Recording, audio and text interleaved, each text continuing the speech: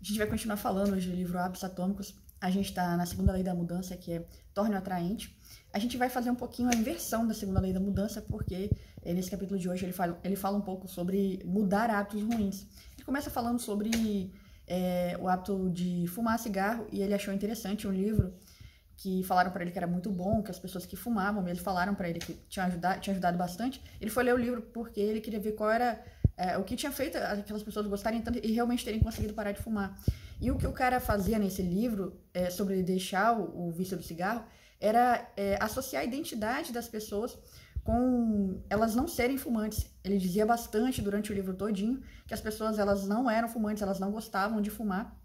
Isso mudava, ele reestruturava os pensamentos, né, das pessoas, e daí as pessoas pararam de se ver como vítimas e se viam dali para frente como realmente eu não quero fumar. O que eu quero, na verdade, com o hábito do cigarro aqui, talvez porque os meus amigos fumam, estou num ambiente que fuma, então eu quero tipo me socializar aqui com essas pessoas. Ou então tô nervoso, sei lá, e daí eu tenho a necessidade de ficar mais calmo, e aí eu vou fumar. Então ele falou para as pessoas identificarem, ele falou pra gente, né, prestar atenção, o autor do livro que eu li, que eu tô lendo aqui, que eu tô fazendo esses videozinhos do Hábitos Atômicos, ele falou pra gente identificar as necessidades por trás dos nossos hábitos. Por exemplo, acessar a rede social, qual é a necessidade que a gente tem? A gente quer se conectar às outras pessoas, né, é uma necessidade. Mas aí, às vezes, isso exagera, passa do limite. Então, a gente tem que filtrar, né? Colocar a quantidade correta e tal. E tem ferramentas. App Block é um que eu uso aqui, é um aplicativo que ele bloqueia. Ele também me traz bastante dados, estatísticas, né? Enfim.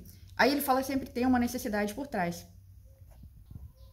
Então, se o caminho que a gente quer é um caminho para mudar um mau hábito, a gente tem que prestar bastante atenção como a gente conversa com a gente mesmo. Por exemplo, vamos supor que você quer aumentar a sua rotina de estudos, né? Por exemplo, eu estou falando desse exemplo porque é o que está acontecendo comigo, porque aumentar a carga horária de estudo, eu vim do pós de Minas e daí eu fiquei uns dias parados que eu estava reestruturando rotina e tal, e ainda não estava muito certo quando eu ia entrar no pré-edital. Então agora eu passei as últimas semanas reestruturando rotina e eu ainda estou aumentando minha carga horária. Então você tem que tomar cuidado como você conversa com você no meio desse caminho. Como assim?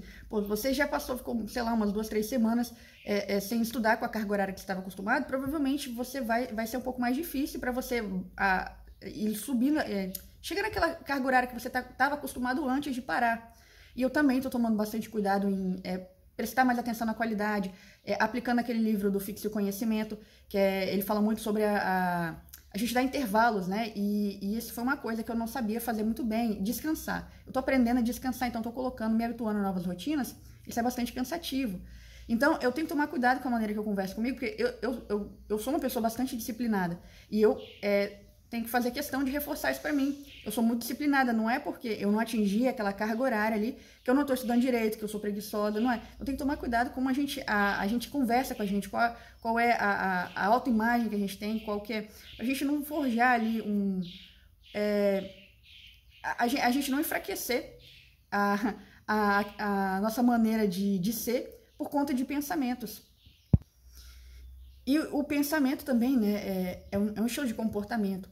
Então, para a gente conseguir retirar hábitos ruins, a gente tem que olhar como a gente conversa com a gente. A gente quer colocar hábitos novos, a gente também tem que olhar como a gente conversa com a gente. Então, tem que manter uma boa rotina de pensamentos para a gente conseguir manter bons hábitos e evitar os maus hábitos.